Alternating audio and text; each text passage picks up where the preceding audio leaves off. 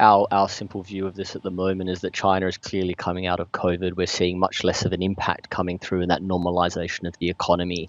And I think it's, clearly starting to lead, the global economy in terms of how we're coming back into that sort of growth. We've spoken with a number of companies that are saying that they're seeing a real bright spot that's happening in China. And we've seen that particularly, in the luxury segment. So from our perspective, we think there are a number of companies that are benefiting from this improvement in the tech space. We're seeing a consumption upgrade that's continuing to happen and has done for a number of years in China. And then on the other side, we're seeing some of the industrial sectors, which are also benefiting from the fiscal stimulus that is going on.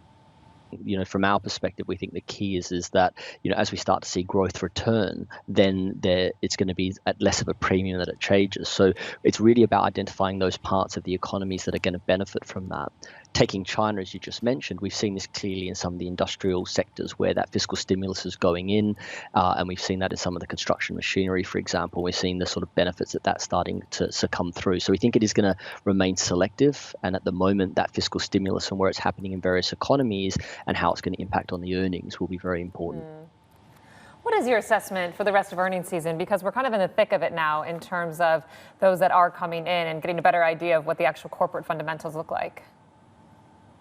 Yeah, I mean, what we've sort of seen is it's been sort of quite interesting. I guess, those areas where we know they've been strong, and they've delivered, those stocks have sort of, not really reacted that much. But I guess if we look at some of the areas where we haven't been expecting those improvements, we have seen quite big jumps in stocks that are, associated that. And some of that's come through from the cost savings, some of that's come through from revenues being a little bit better than expected.